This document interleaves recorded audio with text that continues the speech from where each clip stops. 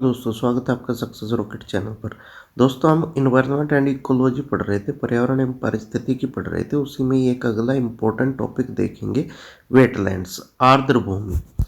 आर्द्र भूमि क्या होती है? जो स्थलीय पारिस्थितिकी तंत्र है और जलीय पारिस्थितिकी तंत्र है, इनके दोनों के मध्य एक जो संक्रमणकालीन भूमि होती है, जिसमें पानी या तो अर्थ के सरफेस पर ही होता है, सरफेस पर ही पानी तैरता रहता है, जैसे लेक्स है, झील है, या फिर पानी का लेवल काफ़ी ऊपर होता है, जैसे 5 मीटर नीचे, 10 मीटर नीचे, तो काफ़ी ऊपर पानी का लेवल होता है, तो उसकी वजह से भूमि में नमी बनी रहती है और वहाँ पर जैव विविधता भी ज़्यादा होती है। उसी वजह से, क्योंकि भूमि में नमी रहेगी, तो वो एक आदर्श परिस्थिति होती है पौधों के उगने के लिए। तो पौधे ज़्यादा उगेंगे तो वहाँ पर भोजन की व्यवस्था ज़्यादा होती है, इसलिए वहाँ पर जीव जंतु भी ज़्यादा पाए जाते हैं, वन्य जीव जंतु भी ज़्यादा पाए जाते हैं। तो इसकी परिभाषा देख लीजिए, स्थलीय और जलीय पारिस्थितिकी प्रणाली के बीच संक्रमणकालीन भूमि, जहाँ जल आमतौर पर सतह पर, या तो जल सतह पर ही होता है, जैसे लेक्स है, झील, सतह पर ही जल तैरता रहता है होता है, या भूमि उथले पानी से ढकी रहती है, या भूमि उथले पानी से ढकी रहती है। जल स्तर भूमि सतह पर, या तो जल स्तर भूमि सतह पर ही होता है, भूमि पर ही तैरता रहता है, जैसे लेक्स है, झील है, या निकट होता है, भूमि सतह के निकट होता है। तो भूमि जो है जल प्लावित हुई रहती है ऐसे स्थानों पर, आर्द्र भूमि में। ठीक है, अब ये देख लीजिए इसके संरक्षण के लिए क्या क्या प्रयास किए जाते हैं आर्द्र भूमियों के संरक्षण के लिए। तो आर्द्र भूमियों का पारिस्थितिकी प्रणाली में महत्व है, इसलिए उनको संरक्षित किया जाता है। उनको संरक्षित करने के लिए क्या क्या प्रयास किए जाते हैं अंतर्राष्ट्रीय स्तर पर और राष्ट्रीय स्तर पर, उसको हम देख लेते हैं। पहले है अंतर्राष्ट्रीय स्तर पर। अंतर्राष्ट्रीय स्तर पर एक रामसर कन्वेंशन है, 1971 में इसको अंगीकृत किया गया था, रामसर कन्वेंशन। तो ये रामसर कन्वेंशन है आर्द्र भूमियों के संरक्षण के लिए, for the conservation of wetlands. Ramsar एक शहर है ईरान में, वहाँ पर रामसर सम्मेलन हुआ था 1971 में। उसी सम्मेलन में इसको रामसर कन्वेंशन को अंगीकृत किया गया था 2 फरवरी 1971 को। 2 फरवरी 1971 को ये क्वेश्चन पूछ लिया जाता है एग्जाम में। इसी 2 फरवरी को रामसर कन्वेंशन को अंगीकृत किया गया था। इसी वजह से 2 फरवरी को विश्व आर्द्र भूमि दिवस मनाया जाता है। 2 फरवरी को विश्व आर्द्र भूमि दिवस मनाया जाता है, world wetlands day, world wetlands day. जो अभी 2023 में 2 फरवरी 2023 को जो वेटलैंड्स डे मनाया गया, उस दिन की थीम थी it's time for wetlands restoration. ये थीम पर क्वेश्चन आ जाता है प्रीलिम्स में, तो ये थीम को आप याद कर लेना। इस बार का जो विश्व आर्द्र भूमि दिवस था, ये था, इसकी थीम थी it's time for wetlands restoration. ठीक है, 2 फरवरी 1971 को रामसर कन्वेंशन को अंगीकृत किया गया, हस्ताक्षर के लिए खोल दिया गया। फिर उसके बाद में 1975 से ये लागू हुई। ठीक है, तो ये दोनों डेट आपको याद रखनी है। 2 फरवरी 1971 को अंगीकृत किया गया, 1975 में लागू किया गया, और 2 फरवरी को ही विश्व आर्द्र भूमि दिवस मनाया जाता है, वर्ल्ड वेटलैंड्स डे मनाया जाता है, जिसमें 2023 वाले दिन की थीम थी it's time for wetlands restoration. Bharat Ramsar convention में कब शामिल हुआ था? 1 फरवरी 1982 को, 1 फरवरी 1982 को भारत शामिल हुआ था रामसर कन्वेंशन में। ठीक है, एक होता है मॉन्ट्रेक्स रिकॉर्ड, ये आईएएस में भी आया है क्वेश्चन, यूपीएससी में भी आ चुका है मॉन्ट्रेक्स रिकॉर्ड। तो ऐसे ही पूछ लेगा कि मॉन्ट्रेक्स रिकॉर्ड क्या होता है, या मैच द फॉलोइंग में भी आ जाता है। एक साइड देता है मॉन्ट्रेक्स रिकॉर्ड और दूसरी साइड दे देगा कि ये किस लिए है, तो उसको मैच करना होता है। 4 टर्म इधर दे देगा, 4 टर्म इधर दे देगा, उसको मैच करने के लिए। तो मॉन्ट्रेक्स रिकॉर्ड को भी कई बार पूछा गया है। ये अंतर्राष्ट्रीय महत्व की आर्द्र भूमियों की सूची है। कैसी आर्द्र भूमियों की सूची है? ये उस टाइप की आर्द्र भूमियों की सूची है जहाँ प्रदूषण की वजह से, जैसे जल प्रदूषण है, औद्योगिक अपशिष्ट, कृषि अपशिष्ट, तो प्रदूषण की वजह से जो आर्द्र भूमियाँ हैं उनका नुकसान हो रहा है। ठीक है, तो वैसी आर्द्र भूमियों की सूची है जिनके पारिस्थितिकी चरित्र में परिवर्तन हो गया है, या हो रहा है, या होने की संभावना है। तो मॉन्ट्रेक्स रिकॉर्ड है आर्द्र भूमियों की सूची, अंतर्राष्ट्रीय महत्व के आर्द्र भूमियों की सूची। List of wetlands of international importance. ठीक है, अब ये तीन तो थे इंटरनेशनल लेवल पर। अब हम राष्ट्रीय स्तर पर देख लेते हैं क्या किया जा रहा है आर्द्र भूमियों को संरक्षित करने के लिए। 2017 में आर्द्र भूमि संरक्षण और प्रबंधन नियम 2017 बनाए गए थे। ठीक है, आर्द्र भूमियों के संरक्षण के लिए। और ministry of environment, forest and climate change की कार्य योजना चलाती है एक आर्द्र भूमियों के संरक्षण के लिए। एक दूसरी स्कीम है इसकी जलीय पारिस्थितिकी तंत्र के लिए राष्ट्रीय कार्य योजना। जितने भी जलीय पारिस्थितिकी तंत्र है उन सबको संरक्षित करने के लिए एक राष्ट्रीय कार्य योजना चलाती है। इसमें आर्द्र भूमि भी कवर हो जाती है, आर्द्र भूमि भी कवर हो जाती है। ठीक है, समझ गए। तो एक तो ministry of environment, forest and climate change की कार्य योजना, दूसरा आर्द्र भूमि संरक्षण और प्रबंधन नियम 2017। ठीक है, अब आगे इसके लाभ देख लो। आर्द्र भूमियों के लाभ क्या होते हैं। सबसे पहला लाभ है ये अत्यधिक उत्पादक पारिस्थितिकी तंत्र है, इनमें जैव विविधता काफ़ी ज़्यादा होती है। ठीक है, दूसरा मत्स्य उत्पादन में इनका व्यापक योगदान है। मत्स्य उत्पादन में इनका ऑलमोस्ट 50% योगदान है मत्स्य उत्पादन में। ठीक है, मत्स्य उत्पादन से रोजगार मिलता है, तो मत्स्य उत्पादन से रोजगार मिलता है। दूसरा, मत्स्य का उपयोग खाने के लिए किया जाता है, जिसमें हमारा प्रोटीन का एक अच्छा सोर्स है, दूसरे पोषक तत्व भी मिलते हैं। ठीक है, दूसरा आता है वाटरशेड पारिस्थितिकी में महत्वपूर्ण एक अभिन्न भूमिका, तो जल के संरक्षण में भी इसका योगदान है। कार्बन पृथक्करण, कार्बन सिक्वेस्ट्रेशन, कार्बन को CO2 के रूप में वातावरण में छोड़ने के बजाय अपने संयंत्र समुदायों और मिट्टी के भीतर संग्रहित कर लेता है। ये कार्बन सिक्वेस्ट्रेशन का भी काम करता है, कार्बन को संग्रहित कर लेता है। मतलब कार्बन डाइऑक्साइड के रूप में इन्वायरमेंट में नहीं छोड़ता। इन्वायरमेंट में छोड़ेगा अगर कार्बन डाइऑक्साइड के रूप में, तो फिर वो एक ग्रीन हाउस इफेक्ट होगा, ग्लोबल वार्मिंग बढ़ेगी, क्लाइमेट चेंज होगा। तो ग्लोबल वार्मिंग को कंट्रोल करने के लिए भी वेटलैंड्स का महत्व है। समझ गए, आगे चलते हैं। बाढ़ के स्तर और मिट्टी के कटाव को कम करना। ये जो आर्द्र भूमियाँ होती है ये पानी को अवशोषित कर लेती है, कि जैसे लेक्स है, लेक्स में तो पानी कलेक्ट हो जाता है। जैसे बारिश का सीज़न है, मानसून का सीज़न है, तो बारिश का पानी लेक्स में कलेक्ट हो जाता है, तो जिससे बाढ़ नहीं आती है, पहली चीज़। दूसरा, मिट्टी का कटाव नहीं होता है। भाई पानी अगर बहेगा, बाढ़ आएगी, तो उससे मिट्टी का कटाव होता है, मिट्टी का प्रदन होता है। तो ये मिट्टी के संरक्षण के लिए, बाढ़ के स्तर को कम करने के लिए भी प्राकृतिक बाधाओं के रूप में कार्य करते हैं। सतही जल, वर्षा, भूजल बाढ़ के पानी को अवशोषित कर लेते हैं, धीरे धीरे पारिस्थितिकी तंत्र में छोड़ते हैं। बाद में जैसे जैसे ज़रूरत पड़ती है पानी की, वैसे वैसे उसका इस्तेमाल कर सकते हैं।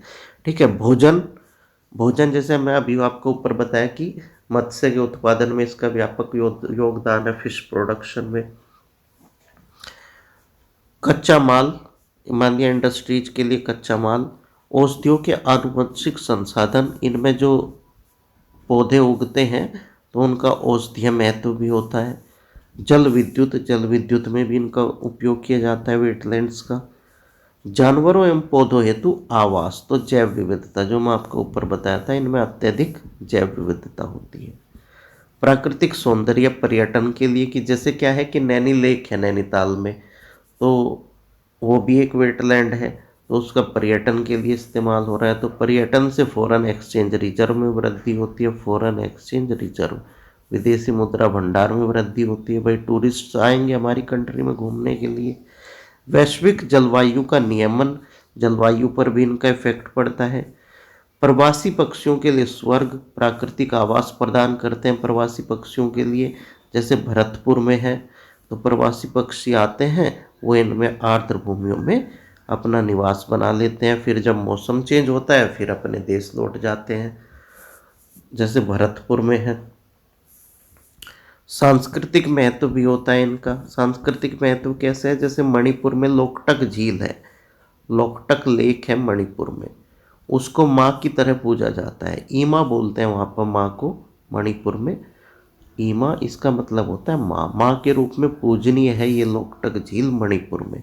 ठीक है, खेचे ओपरी झील सिक्किम, ये इच्छापूर्णा झील बोला जाता है इसको सिक्किम में। खेचेओपरी झील है सिक्किम में, इसको इच्छापूर्णा झील बोला जाता है, मतलब इच्छा पूर्ण कर देती है। पूर्वी भारत का छठ पर्व, जो पूर्वी भारत में छठ पर्व मनाया जाता है, उसमें उससे पता चलता है कि वेटलैंड्स का कितना महत्व है। डल झील कश्मीर, नैनी लेक नैनीताल और कोडाईकनाल झील तमिलनाडु, ये सब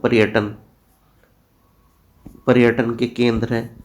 नैनीताल भी, कोडाईकनाल झील तमिलनाडु भी, डल झील भी, ये सब टूरिज्म के लिए इस्तेमाल हो रही है। टूरिज्म के लिए, टूरिज्म को प्रमोट कर रही है। टूरिज्म को प्रमोट कर रही है तो फॉरेन टूरिस्ट हमारे यहाँ आते हैं, जिससे फॉरेन एक्सचेंज रिजर्व भी मिलता है। ठीक है, फॉरेन टूरिस्ट का आगमन होता है।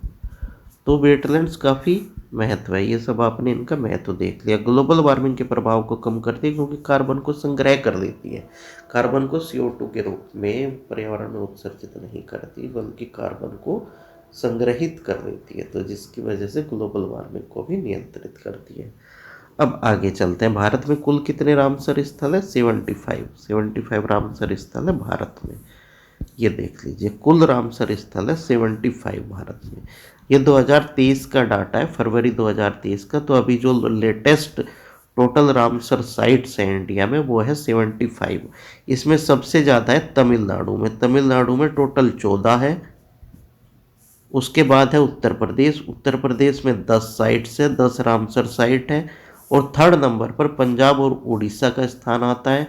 पंजाब और उड़ीसा दोनों में 6 पंजाब और उड़ीसा दोनों में कितनी रामसर साइट्स है? 6। तो पहले नंबर पर तमिलनाडु, दूसरे नंबर पर उत्तर प्रदेश, तीसरे नंबर पर पंजाब और उड़ीसा संयुक्त रूप से। और टोटल रामसर साइट्स कितनी है? 75।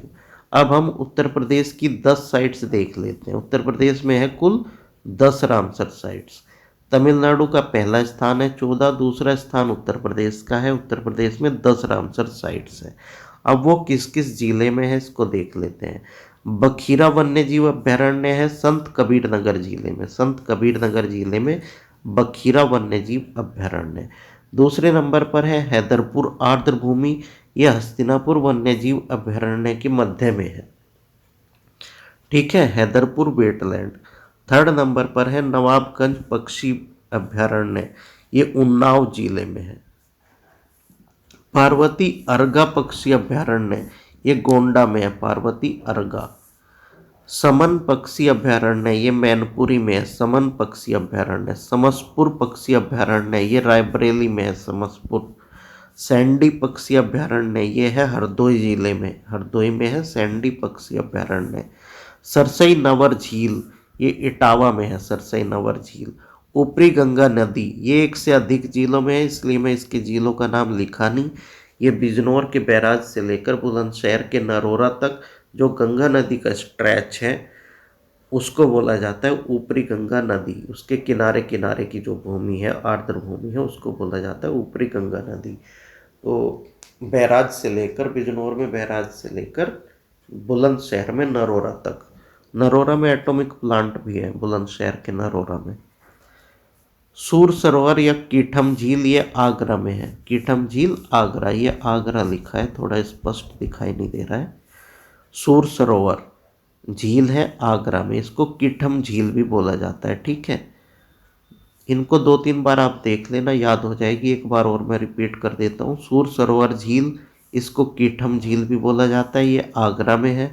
ऊपरी गंगा नदी, बिजनौर में गंगा बैराज से लेकर बुलंदशहर में नरोरा तक जो गंगा नदी का स्ट्रेच है उसको ऊपरी गंगा नदी बोलते हैं। सरसई नवर झील, ये इटावा में है। सरसई नवर झील। सैंडी पक्षी अभ्यारण्य हरदोई में है। समन पक्षी अभ्यारण्य मैनपुरी में है। समसपुर पक्षी अभ्यारण्य रायबरेली। पार्वती अर्गा पक्षी अभ्यारण्य गोंडा। नवाबगंज पक्षी अभ्यारण्य उन्नाव। बखीरा वन्यजीव अभ्यारण्य संत कबीरनगर। हैदरपुर वेटलैंड हस्तिनापुर वन्यजीव अभ्यारण्य के मध्य। ठीक है, तो ये 10 रामसर साइट है उत्तर प्रदेश में। अब आगे चलते हैं। अब ये भारत के कुछ महत्वपूर्ण वेटलैंड्स देख लेते हैं। आंध्र प्रदेश में एक है कोलेरू झील, कोलेरू लेक, ये आंध्र प्रदेश में है। दीपोर बील ये असम में है, दीपोर बील। ठीक है, काबरताल बिहार में है, काबरताल बिहार में है।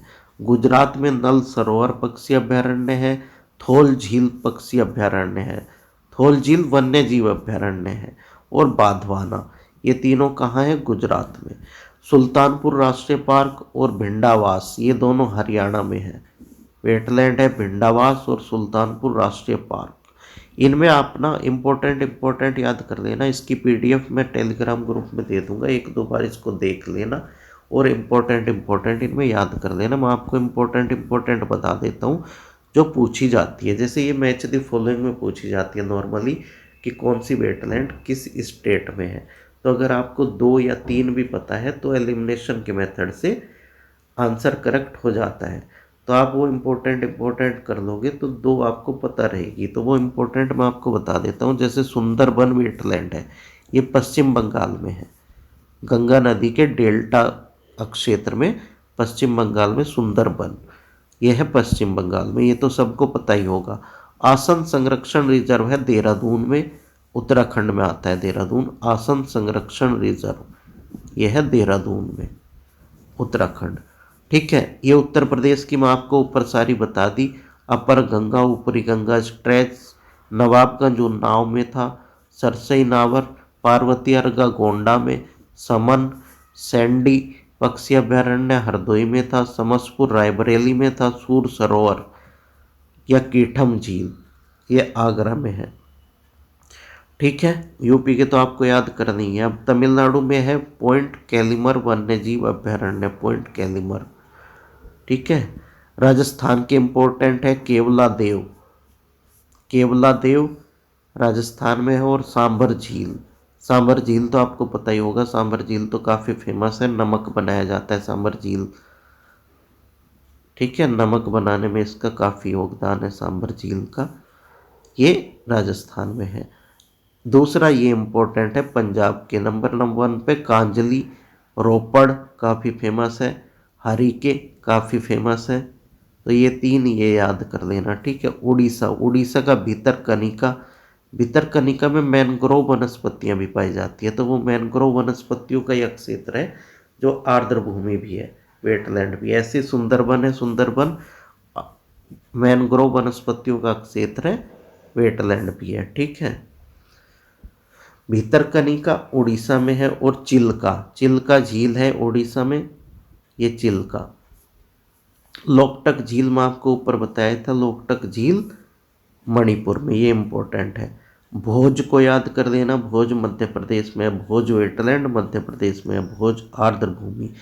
केरल, केरल की ये तीनों याद कर लेना, इम्पोर्टेंट है, पूछी जाती रहती है मैच द फॉलोइंग में। एक वेम्बनाड, ये वेम्बनाद भी लिखा रहता है इसको कहीं कहीं पे, ये वेम्बनाद है, ये वेम्बनाद या वेम्बनाड, ये भी झील है, ये लेक है। अष्टमुडी और षष्ठम कोट्टा, षष्ठम कोट्टा, ये 2 पूछी जाती है नॉर्मली, वेम्बनाड और अष्टमुडी।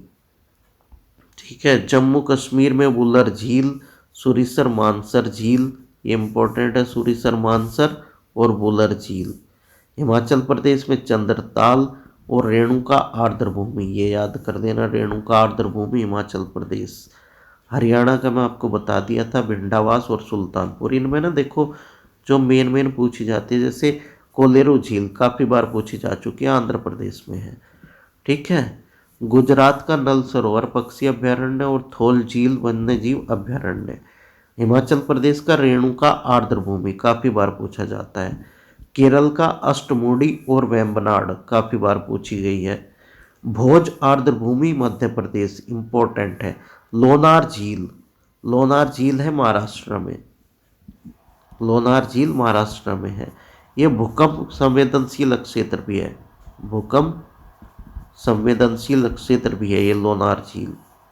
लोकटक झील मणिपुर, भितरकनिका और चिल्का, भितरकनिका मैनग्रोव वनस्पति का क्षेत्र है, चिल्का झील है उड़ीसा में, ये भी इम्पोर्टेंट है। पंजाब में रोपड़ और हरिके इम्पोर्टेंट है। राजस्थान में सांभर झील और केवला देव इम्पोर्टेंट है। उत्तर प्रदेश की मैं आपको ऊपर सारी बता चुका हूँ। उत्तर प्रदेश में टोटल 10 है, अब ये पुराना डाटा है, अब फिलहाल उत्तर प्रदेश में 10 रामसर साइट्स है। आसन कंजर्वेशन रिजर्व ये है उत्तराखंड में, देहरादून में। सुंदरवन है पश्चिम बंगाल में। और पूर्वी कोलकाता आर्द्र भूमि, इसको तो पूछेगा भी नहीं क्योंकि कोलकाता से सीधा पता चल रहा है कि पश्चिम बंगाल में है। चलिए ठीक है, इसकी पीडीएफ मैं टेलीग्राम ग्रुप पर शेयर कर दूंगा, वहाँ से आप देख सकते हैं। एक बार इनको देख लेना तो याद हो जाएगी आपके। धन्यवाद।